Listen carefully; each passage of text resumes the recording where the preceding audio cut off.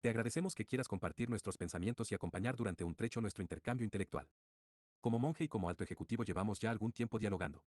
El punto de partida de este diálogo fue un coloquio público celebrado en Nuremberg hace 2 años, en el que estuvimos sentados uno frente a otro y nos vimos obligados a plantearnos preguntas tan difíciles como las siguientes: ¿tienen los valores aún algo que decir en economía? ¿Cuánto de alto ejecutivo late en un monje? ¿Cuántos miramientos puede permitirse un alto ejecutivo? ¿Qué significan para nosotros el dinero y el beneficio económico? En aquel momento no pudimos abordar a fondo estos temas, pero sí que logramos llevarnos cada cual una primera impresión del mundo conceptual del otro.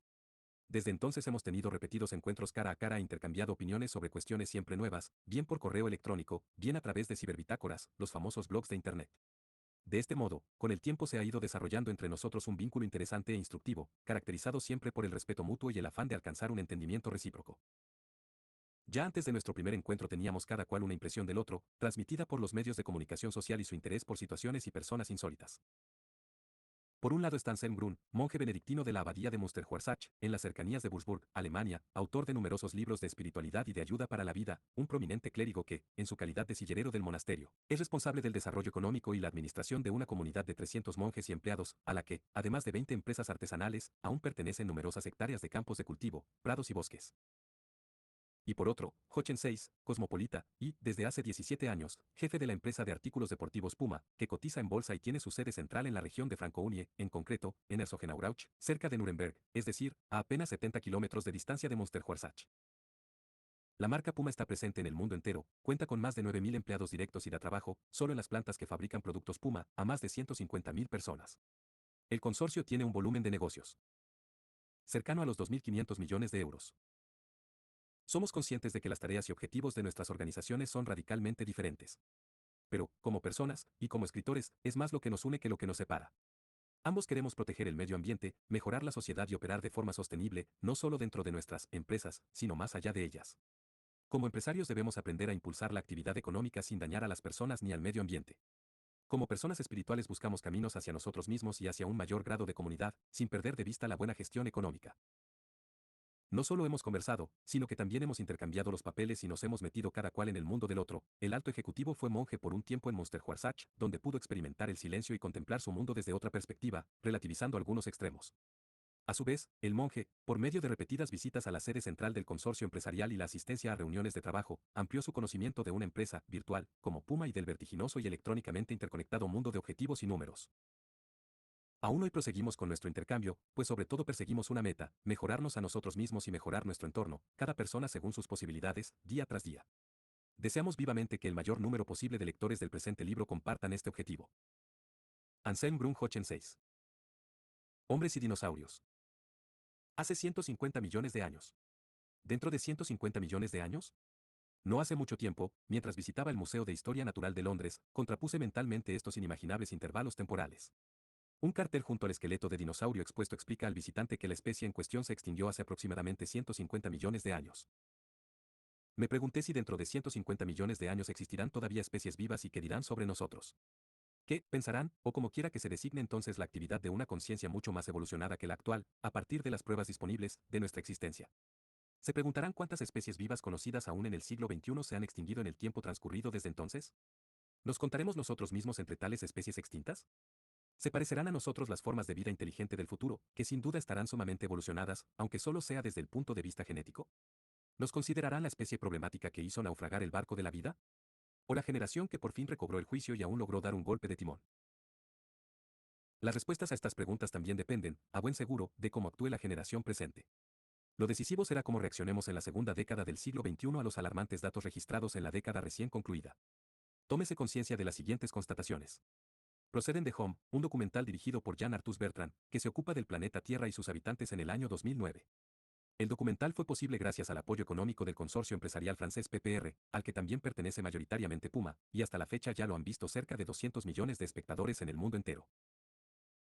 El 20% de la población de la Tierra utiliza el 80% de sus recursos, el mundo gasta 12 veces más dinero en fines militares que en ayuda al desarrollo, a diario mueren 5.000 personas por el consumo de agua contaminada, 1.000 millones de personas no tienen acceso a agua potable, casi 1.000 millones de personas padecen hambre. El 40% de las tierras de cultivo está dañado a largo plazo, cada año desaparecen 13 millones de hectáreas de bosque, una de cada 4 especies de mamíferos, una de cada 8 especies de aves y una de cada 3 especies de anfibios están amenazadas de extinción. La extinción de especies se produce en la actualidad a un ritmo 1000 veces mayor que el atribuible a la sola evolución. 3/4 partes de las pesquerías están ya agotadas o disminuyen de forma dramática. Los casquetes de hielo en los polos son 40 veces más delgados que hace 40 años. El número de seres humanos que deberán abandonar su espacio vital por culpa del cambio climático podría aumentar al menos hasta 200 millones hacia 2050. Estos no son más que unos cuantos indicadores en razón de los cuales las futuras formas de vida quizás se pregunten sobre nosotros, porque no hicieron nada para evitar su inminente suicidio. Podemos dar por supuesto que los dinosaurios no estaban en condiciones de impedir ni prever su propia extinción.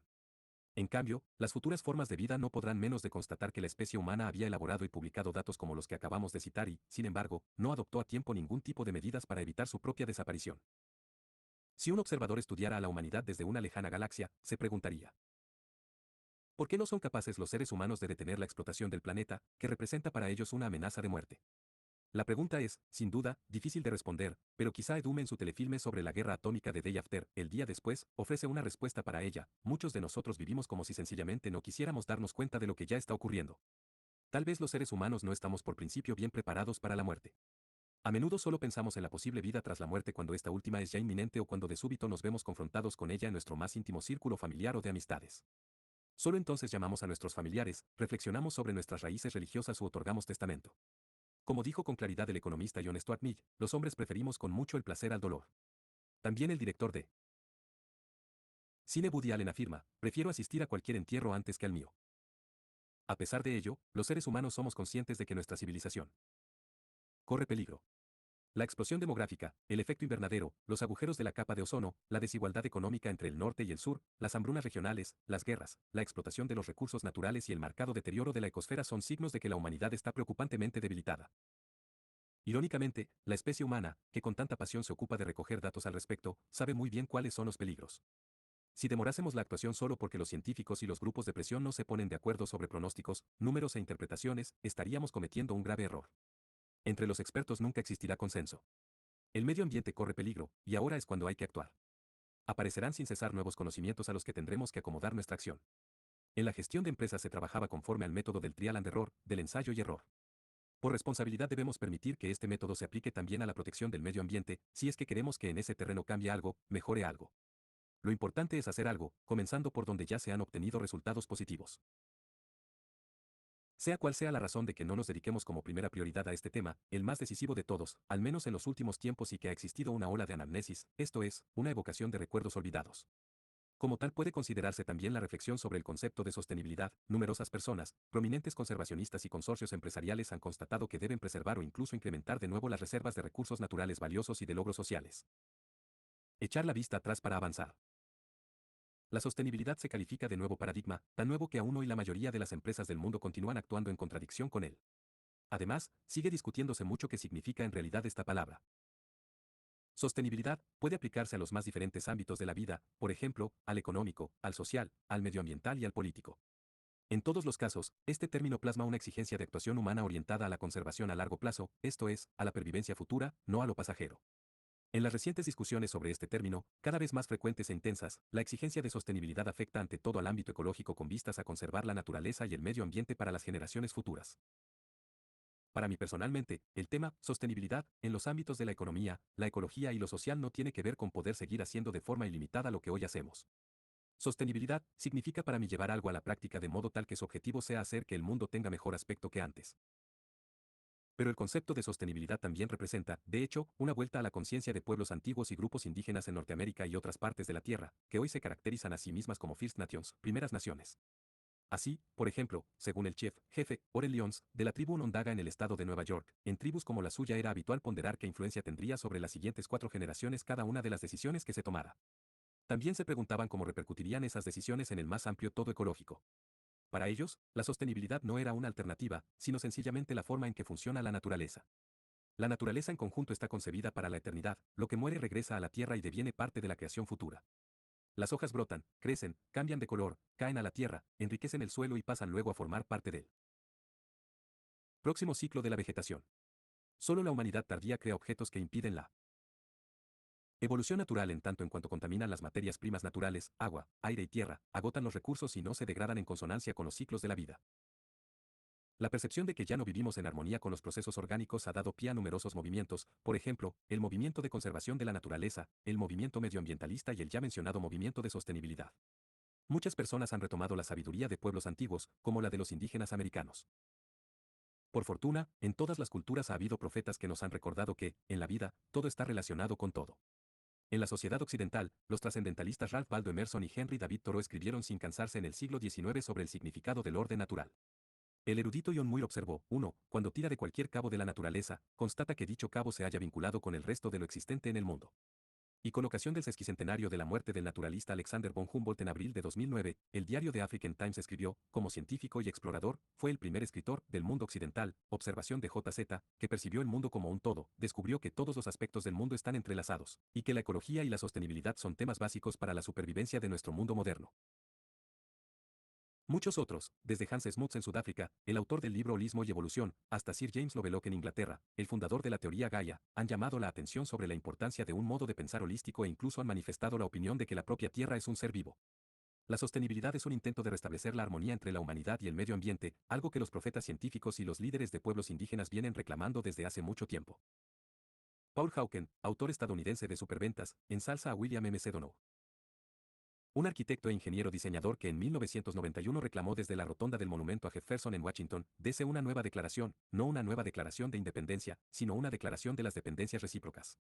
Al igual que ya hiciera el presidente estadounidense Henry Wallace, también M. Sedonow subrayó que una declaración de las dependencias recíprocas podría instruir y guiar a los ciudadanos en la tarea de construir una nación, un continente y una comunidad internacional mejores.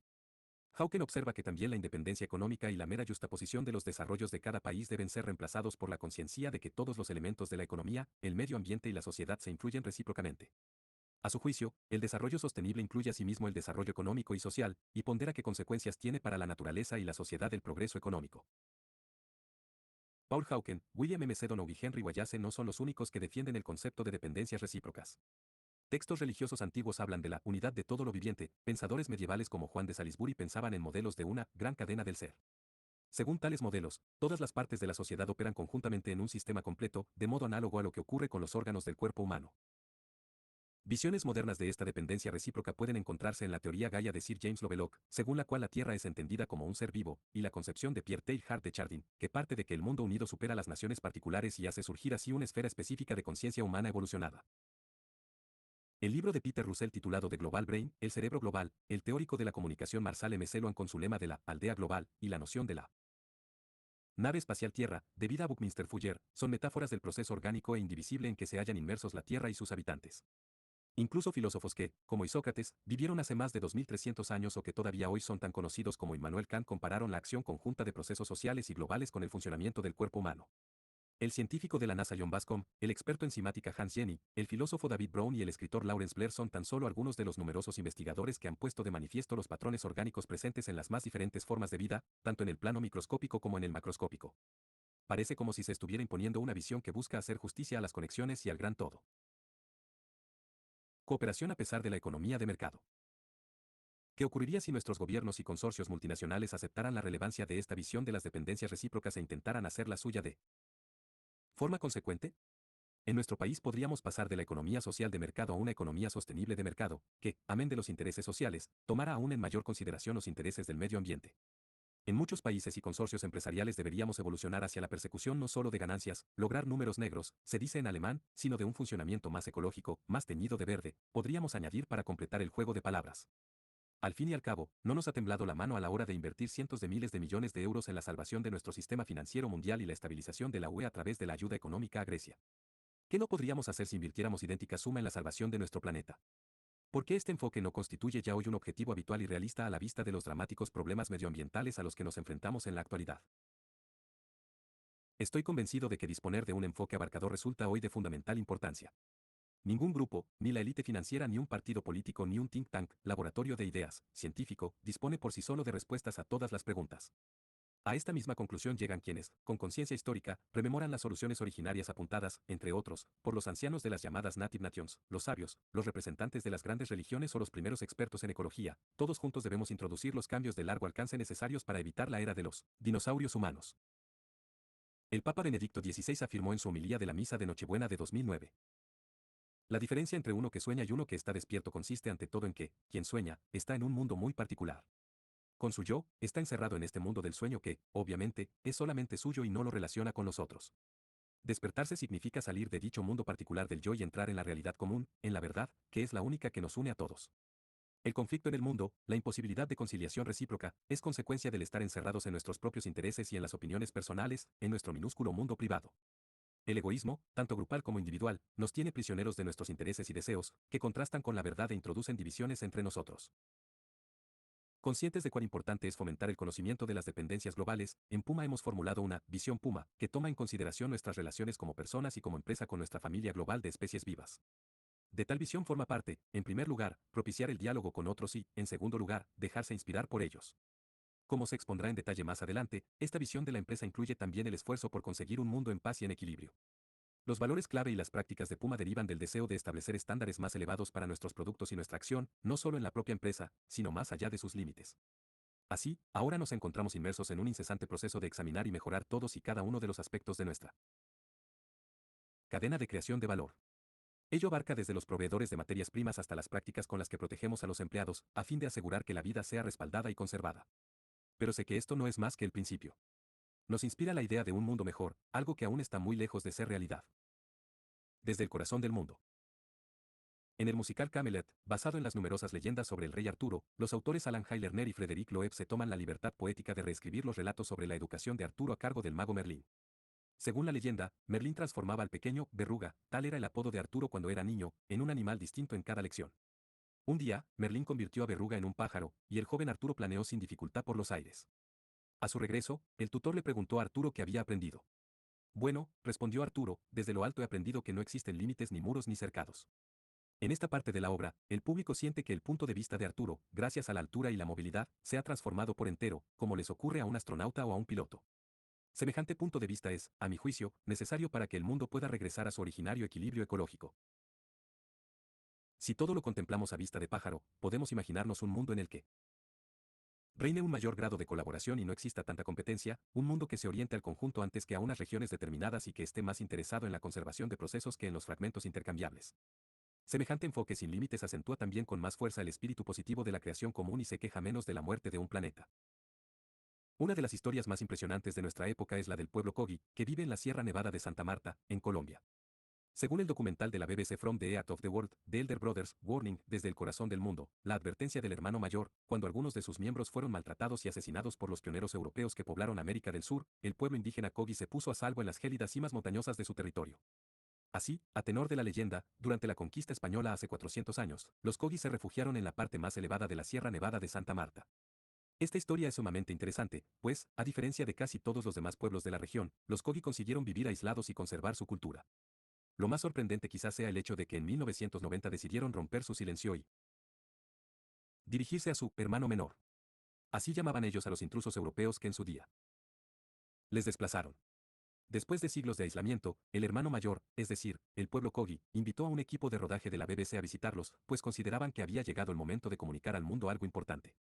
Por supuesto, esto era una historia fascinante y una rara oportunidad para antropólogos y periodistas, a quienes durante generaciones les había estado vedado el acceso al pueblo Kogi. ¿Por qué rompieron los Kogi su silencio? ¿Qué tenían que decir? Llevaban décadas observando en las cercanías de la cima montañosa que la vegetación que los rodeaba comenzaba a hacerse más rala y desvaída. Sabían que, si la cumbre perdía su fertilidad, también desaparecería la vegetación en la falda de la montaña.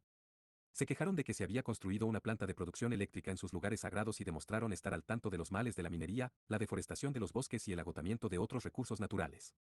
A continuación se reproduce un extracto de su advertencia al hermano menor, o sea, conforme a nuestra manera de ver las cosas, al resto del mundo, o hermano menor, deja de actuar como lo haces. Ya nos has quitado suficiente. Necesitamos el agua para vivir. La madre nos ha enseñado a vivir correctamente y a pensar bien. Aún estamos aquí y no hemos olvidado nada. La tierra se degrada y pierde fuerza, porque se le ha robado demasiada cantidad de petróleo, carbón y diversos minerales. El hermano menor dice, sí. Aquí estoy yo. Sé mucho sobre el universo. Pero ese saber no enseña sino a destruir el mundo, a devastarlo todo, la humanidad entera, la madre sufre, está enferma. Si nos cortamos los brazos, no podemos trabajar, si nos cortamos las piernas, no podemos caminar. Y lo mismo vale para la madre. Ella sufre. No tiene nada. ¿Te das cuenta, hermano menor, de lo que has hecho? Lo singular de la advertencia del hermano mayor radica en que los Kogi no son una especie amenazada con 4 patas o 2 alas. Son seres humanos como nosotros. Son conscientes de que el mundo acabará. Sí, el hermano menor no cambia de costumbres y conductas. Otra versión de este mensaje ha sido expuesta ya con frecuencia sobre una base científica, por ejemplo, durante la Cumbre Medioambiental de Río de Janeiro, en el Club de Roma, en Kioto, Copenhague y docenas de conferencias internacionales. Pero la diferencia está en que los Kogi han experimentado de primera mano porque la humanidad corre un grave peligro. En 2009 se celebró en Alaska una multitudinaria reunión de líderes de pueblos indígenas. Numerosas tribus compararon sus observaciones y constataron que la amenaza de extinción no pesa ya solo sobre las águilas de cabeza blanca y las ballenas, sino sobre la humanidad entera. Estas tribus ya no pueden comer los animales que han cazado durante generaciones y generaciones. Muchas viven junto a costas que son cubiertas con creciente frecuencia por las aguas o han perdido los bosques en los que antaño encontraban caza, pero también protección. Muchas padecen enfermedades crónicas, que son las que acompañan la fase final de una civilización. Al final del documental From the Edge of the World, The Elder Brothers, Warning, el anciano que habla en nombre de los Kogi nos muestra también un rayo de esperanza. Dice, el mundo no tiene por qué acabar, si introducimos de inmediato los cambios necesarios. Depende de todos nosotros. A la vista de la cada vez más intensa dinámica de cambio, es demasiado tarde para ser pesimistas, y demasiado pronto para terminar como dinosaurios. Jochen 6. Diálogo entre el monje y el ejecutivo. Anselm Brun. Es hora de actuar, ahí te doy la razón, Jochen. Para ello hace falta la fuerza del mayor número posible de personas, también de gente procedente de nuestros respectivos mundos. La religión y la economía son probablemente las más poderosas fuerzas configuradoras de una sociedad. La economía, a través de la cultura que se crea en las empresas, impregna también la cultura del conjunto de la sociedad. Y la religión imprime su impronta a muchas personas, pero no solo a los individuos, sino también a la convivencia de estos. En la actualidad difícilmente existe aún país alguno en el que una sola religión marque toda la cultura, aun cuando en el occidente cristiano algunas regiones conozcan exclusivamente las costumbres cristianas. En tales regiones, el año sigue estando determinado por las fiestas del calendario litúrgico, la Cuaresma, por ejemplo, posee todavía una fuerza configuradora incluso de la convivencia de las personas. Y también en la mayoría de los países, la Navidad contribuye en gran medida a incrementar el volumen de negocio de las cadenas comerciales, de suerte que eso no es sino un vínculo externo entre economía y religión. Ambos aspectos, la economía y la religión, pertenecen esencialmente a la persona. Por una parte, el ser humano debe ganarse el sustento. En este sentido es, en esencia, un hombre económico. Pero, por otra parte, también encuentra en sí el anhelo de algo más, de una dimensión que trascienda este mundo. Se trata del anhelo de Dios y del anhelo de que la naturaleza no se limite a ser naturaleza, sino que esté penetrada por fuerzas divinas, por el amor divino. La dimensión religiosa concede al ser humano su dignidad, porque se experimenta a sí mismo como hijo o hija de Dios. Y también suscita en él un sentimiento de amparo, de estar englobado en un contexto más amplio, en el amor de Dios. La sostenibilidad requiere, en último término, una dimensión religiosa. Por supuesto, también se puede tratar con la naturaleza de forma sostenible por motivos estrictamente racionales, porque de lo contrario no podríamos sobrevivir a la larga. Pero la mera razón no es motivación suficiente para proceder de forma sostenible en economía, esto lo hemos podido ver en los últimos 30 años. Hace falta la dimensión religiosa, que concibe la naturaleza como algo sagrado, como algo que se sustrae a nuestra intervención, porque ha sido creada por Dios y está embebida de Él. Hoy es tarea de todas las religiones abogar por el funcionamiento sostenible de la economía. Ya no se trata de la rivalidad entre las distintas religiones, sino de una lucha común para que los seres humanos nos tratemos unos a otros y tratemos a la creación con un espíritu de solidaridad y amor. Cuando la religión pierde su fuerza, ciertos ámbitos meramente mundanos cobran una dimensión religiosa. Eso no le hace ningún bien al ser humano. Cuando la salud, por ejemplo, es cargada, por así decir, con conceptos religiosos, hoy representa para muchos el bien supremo, surge una religión de la salud que a menudo resulta muy agresiva y exigente y asusta a la persona. Solo si la religión penetra todos los ámbitos de la vida, como, por ejemplo, la salud, la economía, la relación con la naturaleza y la comunidad de los seres humanos entre sí, solo entonces pueden las personas abordar de forma positiva y sana estos ámbitos. Jochen 6. La religión es una posible laña, una suerte de grapa. Pero también con independencia de la religión deben comprender los seres humanos que todos los ámbitos que acabas de mencionar, la naturaleza, la economía, la sociedad, están entrelazados unos con otros. Muchos de nosotros no hemos entendido aún este extremo. Me gustaría ponerte un ejemplo. Desde hace 7 años, Puma organiza unas jornadas a las que invitamos a diferentes grupos de interés, esto es, diferentes stakeholders, empleados de la empresa, inversores, grupos medioambientalistas, organizaciones no gubernamentales y socios comerciales. Al principio, estas jornadas eran más que nada un encuentro en el que algunos aspectos sociales de nuestras fábricas, por ejemplo, los salarios y los derechos de los empleados, ocupaban el centro. En menor grado también se hablaba sobre el medio ambiente, pero esencialmente en relación con la salud de los trabajadores. De nuestras fábricas. Desde 2009 hemos incorporado representantes de los tres aspectos. De nuestra visión Puma, paz, medio ambiente y seguridad social, creatividad. Así pues, ya no nos concentramos de manera prioritaria en las relaciones entre empresarios y asalariados y en la protección de estos, sino que contemplamos nuestras posibilidades y medidas en pro de un mundo mejor en un contexto más amplio y abarcador. Un participante preguntó por qué teníamos que reflexionar sobre el medio ambiente, la paz o el arte cuando nuestros objetivos y problemas son, pensaba él, de naturaleza exclusivamente social. Sin duda, aquel hombre tenía razón en que también en ese ámbito aún podemos y debemos mejorar algunas cosas, pero ya no podemos optimizar tan solo una parcela, olvidando las demás. Para las empresas, esto significa que debemos ampliar la originaria idea de la responsabilidad social corporativa, Corporate Social Responsibility, incorporando forzosamente en nuestras decisiones económicas la protección del medio ambiente. Que la responsabilidad social corporativa resulte o no suficiente para resolver los problemas que genera la economía dependerá de cuán profundo, honesto e integrador sea el correspondiente programa de responsabilidad social corporativa. En principio, un buen programa o proyecto de responsabilidad social corporativa debería ayudar a impedir o prevenir justo aquellos problemas que a menudo son causados por la propia actividad económica. Pero ello presupone que la responsabilidad social corporativa no se limita a ser una iniciativa que se desarrolla por departamentos ni un mero accesorio decorativo, sino que se convierte en componente esencial de la empresa. Cuando la responsabilidad social corporativa es, de este modo, parte de la estructura de la empresa, la estrategia conjunta de esta se basa en un modelo sostenible de negocios capaz de resolver problemas con eficacia, incluso descubriendo en ellos nuevas posibilidades. Así, necesitamos una visión integral de las cosas, aun cuando ésta plantea a menudo más preguntas que respuestas ofrece. Aquí entran en juego la espiritualidad, la religión y la metafísica. Todas las piezas de este rompecabezas se reflejan recíprocamente y se entrelazan como en un holograma. Durante largo tiempo, el mundo de la economía ha seguido su propio camino al margen de la espiritualidad, a menudo, una suerte de muro separaba estos dos mundos. ¿Por qué no podríamos derribar antes o después los muros levantados entre la ciencia y la religión, entre la economía y la espiritualidad, entre el monje y el ejecutivo? Sé que un ejecutivo puede abrir el corazón a la dimensión espiritual, y también sé que tú, Padre Anselm, puedes ser y de hecho ya eres un exitoso hombre de negocios y ejecutivo. Anselm Brun. Como sillero de la abadía de Mosterhuarsach, hace 34 años que soy un ejecutivo. Sillero significa, administrador económico de la abadía. Soy responsable de unos 300 empleados y dirijo las aproximadamente 20 empresas de la abadía. Y al mismo tiempo soy el director financiero. Se trata de una función por completo mundana.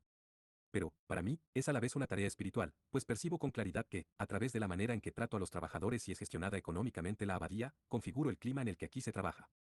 Esto es, por un lado, todo un reto para mí, extender una atmósfera de paz, confianza y esperanza. Por otro, me corresponde asimismo a mí suscitar en los empleados sensibilidad para la convivencia, así como para las nuevas formas de actividad económica y, en concreto, para las nuevas formas sostenibles de actividad económica. Conozco sillereros que se esconden tras el dinero y con relativa frecuencia se sirven de él para ejercer poder. Esa es una tentación que todo jefe conoce. Tanto más importante es, por eso, alentar a los trabajadores en lugar de ejercer poder, suscitar vida en lugar de autoafirmarse. Todas estas son actitudes espirituales que tampoco el sillero posee por naturaleza, sino que requieren de este que se ejercite en ellas una y otra vez, con toda humildad. La sostenibilidad es muy importante para nosotros. Es cierto que estamos aún muy lejos de gestionar de forma por entero sostenible nuestras propias fuerzas y los recursos de la naturaleza. Pero, con todo y con eso, ya hemos alcanzado uno de nuestros objetivos, que era obtener como muy tarde en 2015 toda la energía que utilicemos en el monasterio de fuentes renovables de la región. De hecho, incluso generamos más energía de la que necesitamos. En conjunto, el excedente en energía de calefacción es del 14% y el excedente en electricidad llega al 40%. El próximo proyecto es la reconversión del parque automovilístico. También aquí nos gustaría tener exclusivamente vehículos que puedan funcionar con energías renovables. Pero ninguna de las ofertas disponibles, vehículos híbridos, coches eléctricos, nos convence. Así las cosas, intentamos optimizar las prestaciones de los vehículos normales. Pero no se nos escapa que en este terreno todavía hemos de ser más creativos. Nuestros talleres están certificados. Por consiguiente, procuramos tomar en consideración los aspectos medioambientales, tratar con respeto el medio ambiente, producir la menor cantidad posible de basura y residuos. Sin duda, también en este campo tendríamos que hacer más. En nuestras reuniones mensuales de construcción y mantenimiento discutimos sobre en qué consiste la actividad económica sostenible. Cuando hacemos reparaciones o levantamos nuevos edificios, cuando renovamos la instalación eléctrica y colocamos lámparas, es importante para nosotros tener en cuenta la sostenibilidad en todos nuestros trabajos cotidianos. Fabricar muebles sostenibles cuesta a menudo más dinero, construir de forma sostenible suele ser más caro que hacerlo de la manera hasta ahora habitual. Pero a la larga resulta rentable, pues nuestras edificaciones duran mucho más tiempo que otras análogas construidas por el Estado o el municipio. El edificio de nuestra escuela tiene ya 50 años. Los arreglos en curso, ventanas mejores, que permiten un mejor aislamiento y reducen el gasto energético, suponen solo costes mínimos en comparación con los elevados costes de saneamiento global que se tragan las escuelas estatales. Otro ámbito que nos gustaría abordar de forma consciente, pero en el que todavía no hemos conseguido ningún progreso significativo, es la agricultura ecológica en nuestros campos de cultivo y en la huerta y, asociada a ello, la modificación de nuestra dieta. Tenemos la ventaja de que nosotros mismos producimos la mayoría de los alimentos que consumimos. Así, no generamos residuos de envases. Pero cambiar la dieta de modo que pase a estar basada en alimentos integrales y contenga bastantes más verduras es un tema muy delicado, que no puede ser impuesto desde arriba sin más. De momento, nos esforzamos por suscitar una nueva conciencia a este respecto en la comunidad de monjes y en los empleados que trabajan en la cocina, la panadería, la carnicería, la granja agrícola y la horticultura. Nunca podemos darnos por satisfechos con lo alcanzado. De continuo se abren nuevos campos en los que debemos imponer de forma consecuente la actividad económica sostenible. El hecho de que los benedictinos permanezcamos siempre en el mismo lugar propicia la sostenibilidad. Queremos configurar el lugar donde vivimos de forma tal que en siglos posteriores los monjes sigan sintiéndose bien en él. Por eso, por cada árbol que se tala plantamos uno nuevo. En la decisión de qué especies arbóreas plantar interviene también el apicultor, con vistas a que las abejas puedan elaborar buena miel. El agua la sacamos de nuestros propios pozos. Así, es necesario un uso cuidadoso de los abonos, para que el agua de los pozos conserve su elevada calidad. Jochen 6. Debo confesar que me sorprendió comprobar que tu monasterio lleva cultivando desde hace mucho tiempo un estilo de vida sostenible en todos los sentidos. Padre Anselm, qué amable fuiste al recibirme en el verano de 2009 como monje por un tiempo, en Münsterhuersach. Como ya has dicho, los monjes observáis el principio de la sostenibilidad en tanto en cuanto producís en la medida de lo posible vuestros propios alimentos y cuidáis del medio ambiente de modo integral. Los monjes cultiváis y mantenéis la huerta en perfecta consonancia con la tradición bíblica. Recuerdo cuán grande era al principio el contraste entre la vida en tu comunidad y mi propio estilo de vida, levantarse todos los días a las 5 de la mañana, orar 5 veces al día, 3 comidas comunitarias en silencio. Durante los primeros días, hasta que me adapté a ese ritmo y me encontré a mí mismo, aquello realmente me agotaba. Estoy agradecido por haber disfrutado en el monasterio de un tiempo en el que pude reflexionar y confrontarme con las grandes preguntas existenciales que a menudo eludimos en la vida, por ejemplo, con el significado de la libertad, la muerte, la soledad y el sentido de la vida. También tenía algunas preguntas específicas que quería plantearte, Padre Anselm, cuando me tomé este tiempo de descanso para reflexionar. Una de ellas era, ¿dónde convergen Dios y la psicología? Un punto que fácilmente olvidamos en nuestra ajetreada vida urbana es el arte de vivir, como me gustaría llamarlo. En un monasterio, uno descubre de nuevo qué significa comer de forma adecuada y percatarse de hecho con toda intensidad del sabor de los alimentos, debido también, sin duda, al precepto de silencio que rige durante las comidas. Puesto que solo se servía los domingos, la cerveza parecía tener mejor sabor, pues nos alegraba poder beberla y disfrutábamos de ella, y eso que a mí, por regla general, ni siquiera me gusta la cerveza. El arte de vivir difícilmente se puede poner en práctica en una época en la que todo el mundo habla de aceleración, algo que también yo experimento a diario. En la atmósfera del jardín del claustro aprendí, entre otras cosas, que de vez en cuando debo desacelerarme, a fin de poder percibir mejor el ritmo de mi vida. La voracidad de la vida desaparece cuando uno puede experimentar pequeñas alegrías como esa. Cuando, durante el tiempo que pasé en el monasterio, salía a correr en días alternos, por primera vez no estaba pendiente de regular el ritmo de carrera en razón del reloj y de mi pulso. En lugar de ello, me decía a mí mismo, hola, amigo, ve despacio y no te dejes el alma atrás. También procuraba elegir con frecuencia rutas distintas, para así explorar la bella naturaleza que rodea el monasterio. Esa es la misma sensación que experimento cada vez que contemplo el cielo estrellado desde la granja que poseo en Kenia. En una ocasión, regresé a ella después de un safari de una semana durante el cual no había podido ducharme. De repente, viví la ducha de forma por entero nueva, como una experiencia valiosa, única. Así, en la actualidad procuro no considerar los placeres efímeros como algo obvio. Tengo la sensación de que lo que tú, Padre Anselm, y tu comunidad podéis ofrecerme a mí y podéis ofrecer a muchas otras personas posee una importancia vital para nuestro mundo. No podemos reparar un mundo destrozado si nosotros mismos estamos hechos trizas. Sin componentes sostenibles, ninguna red puede ser sostenible. Nosotros formamos parte de los componentes importantes en el ecosistema de rango superior, y nuestros propios componentes, la mente, el corazón y, sobre todo, el alma, deben estar sanos, para que nuestro mundo pueda ser curado con visos de sostenibilidad. De ahí que, a mi juicio, tu trabajo, Padre Anselm, no solo sea complementario del mío, sino imprescindible para llevar este a cabo. Muchas gracias. Anselm Brun. No solo los ejecutivos como tú pueden aprender de nosotros, también nosotros aprendemos de las empresas.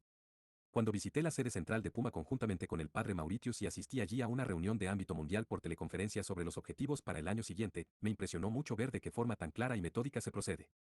Entre nosotros, todo transcurre con algo más de lentitud. Eso puede conllevar ventajas. Pero en ocasiones también somos poco ágiles.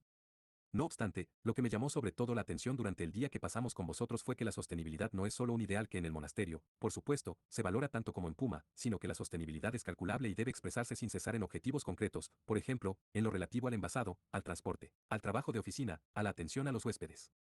En lo relativo a todo lo que hacemos. Los consejeros de Puma mencionaron precisos porcentajes y cantidades de euros que querían ahorrar en energía y gestión de residuos. Nosotros todavía no hemos escudriñado nuestro ámbito económico de forma tan rigurosa. Así, me marché a casa con el estímulo de Puma de ir examinando a fondo, poco a poco, nuestras distintas áreas, con vistas a avanzar hacia una mayor sostenibilidad y formular objetivos claros. Hochen 6. En primer lugar, en Puma tenemos hoy una misión claramente definida y complementaria, en la que la sostenibilidad se ha convertido en un componente fijo de nuestras directrices empresariales. Nuestro objetivo es llegar a ser la empresa de ropa deportiva e informal sostenible con mayor demanda. Así pues, para nosotros, la sostenibilidad está ahora firmemente anclada en el ADN de la marca y la empresa. Sobre esta base hemos perfilado un programa de acción a largo plazo con ambiciosos objetivos que queremos alcanzar en el año 2015. Aquí me gustaría singularizar tan solo algunos de ellos relacionados con el medio ambiente. Reducir las emisiones de CO2, el consumo de energía y de agua y la generación de residuos en un 25% en nuestras instalaciones, tiendas y almacenes en el mundo entero, exigiéndoles medidas análogas a nuestros proveedores. Además, a partir de 2010 compensaremos por completo nuestras emisiones de CO2 en el mundo entero a través de proyectos internacionales externamente certificados, con especial incidencia en África. Poner en marcha la Oficina sin papel, por medio de la reducción del consumo de papel en un 75% y del apoyo a proyectos de reforestación para compensar el uso remanente de papel, introducir el índice Puma de sostenibilidad, índice S, como norma para la sostenibilidad de cada uno de nuestros productos y para la comunicación con nuestros clientes y usuarios, lograr que en 2015 la producción del 50% de todas nuestras colecciones internacionales se ajuste al índice S de Puma, empleando en nuestras cadenas de producción de forma más respetuosa con el medio ambiente materiales sostenibles, como, por ejemplo, algodón ecológico, algodón con el sello Cotton Made in Africa o poliéster reciclado, introducir una innovadora concepción de envasado y distribución de nuestros productos, que reduzca en el futuro el gasto de papel y cartón en las cajas de zapatos en un 65% y las emisiones de CO2 en 10.000 toneladas al año. Para 2015, todos los materiales de envasado remanentes deben ser enteramente sostenibles. También, nuestras colecciones de prendas irán en el futuro envasadas en un material sostenible que sustituya a los sacos sintéticos de polietileno. Así, será posible ahorrar al año 720 toneladas de sacos sintéticos, lo que significa un ahorro de 29 millones de bolsas de plástico, y esto, a su vez, corresponde a una superficie equivalente a 1.000 campos de fútbol. Además, las camisas y camisetas Puma se doblarán una vez más, a fin de reducir el tamaño del envase y aminorar así aún más las emisiones de CO2 y los costes de transporte. Implantando en las tiendas Puma bolsas biodegradables de fécula de maíz en lugar de las tradicionales bolsas de plástico y papel ahorraremos 192 toneladas de plástico y 293 toneladas de papel adicionales. Además, nos esforzamos por realizar con ayuda de un gran número de medidas una contribución positiva a la sociedad y a la paz, así como por seguir mejorando las condiciones sociales de los trabajadores en las fábricas de nuestros proveedores. En resumen, nuestras palabras las llevamos de forma exhaustiva a la práctica y damos muchos pasos concretos para que nuestra misión se haga realidad progresivamente. Anselm Brun. En la abadía de Monsterhuarzache es para mí importante, de forma muy concreta, asegurar a largo plazo los puestos de trabajo, de suerte que no se produzcan rápidas oscilaciones. Naturalmente, existen desarrollos que llevan a que determinados ámbitos de actividad tengan que ser suprimidos. Pero también entonces debemos procurar ofrecer puestos de trabajo en otras ocupaciones. La rápida alternancia de contratación y despido resulta, a la larga, demasiado cara. Por consiguiente, también en la política de personal hay que perseguir la sostenibilidad. En lo referente a la sostenibilidad, nosotros no nos vemos obligados a inventar planteamientos tan radicalmente innovadores como una empresa, ahí tenemos, sin duda, una clara ventaja competitiva. El monasterio no vive solo de los productos que vende, sino también de una organización austera y sostenible en la que existen pocas pérdidas por fricción. En la administración tanto de la comunidad como de las empresas hemos reducido la burocracia al mínimo. Una gran parte de los productos que se fabrican en nuestros talleres, muebles, instalaciones eléctricas, obra de forja, no se venden en el mercado libre. Se realizan solo para consumo interno. Y en la abadía hemos tomado la decisión de, lejos de esforzarnos por igualar de continuo las ofertas más económicas de las empresas de los alrededores, mantener conscientemente precios más elevados a fin de poder trabajar de manera más sostenible. Por supuesto, los talleres procuran mejorar su estructura de costes. Y nosotros intentamos determinar luego qué diferencia de costes existe entre los productos sostenibles y los productos de bajo precio. Entre ellos debe darse una relación equilibrada. Así pues, no podemos decir a ciegas, no importa que los productos sostenibles tengan costes más elevados. Es necesario que la relación entre mejor calidad y costes más altos sea ajustada. Una parte considerable de nuestros productos son libros. En este ámbito lo fundamental son, por supuesto, las ideas que queremos transmitir a las personas. Lo decisivo aquí es que utilicemos un lenguaje que no introduzca juicios de valor, que con nuestro lenguaje conmovamos los corazones de las personas y les infundamos la esperanza de que la vida merece la pena y puede salir bien.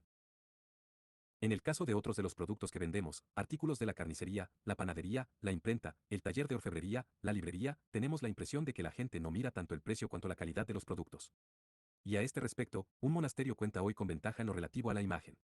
La gente confía en que lo que nosotros producimos es elaborado de modo sostenible y tiene buena calidad. Por supuesto, la buena calidad y la sostenibilidad de los productos deben estar en relación equilibrada con el precio, pero en nuestras tiendas los clientes pagan un precio adecuado, no excesivo. Hochen 6. Dices que los clientes pagan un precio adecuado. Eso me parece también a mí, y no deberíamos subestimar a los consumidores. Muchos empezaron hace tiempo a comprar de forma más consciente. Cada vez que estamos ante el mostrador de una tienda, tenemos la posibilidad de decidir qué productos y qué marcas compramos, siempre que nuestro poder adquisitivo nos lo permita. Así, podemos ejercer influencia con solo dejar de comprar productos que, por ejemplo, contaminen el medio ambiente y generen demasiados residuos. Si somos creativos como empresa y como marca, encontraremos asimismo caminos para fidelizar a los clientes y suministrarles información. Del mismo modo, también nosotros debemos informarnos mejor para sensibilizar nuestra conciencia de cara a una producción más respetuosa con el medio ambiente. En este sentido, las empresas tenemos aún mucho que aprender y mucho que hacer. Debemos convertirnos en socios que lleven consigo en este viaje a quienes consumen sus productos. Además, somos nosotros, las empresas, quienes de algún modo hemos inculcado a los consumidores las pautas de consumo que hoy manifiestan. Por eso, es asimismo responsabilidad nuestra transformar nuestras prácticas comerciales e informar a los consumidores de forma abierta y en un lenguaje comprensible en lugar de reprocharles que no estén dispuestos a pagar un precio más elevado en pro de la sostenibilidad.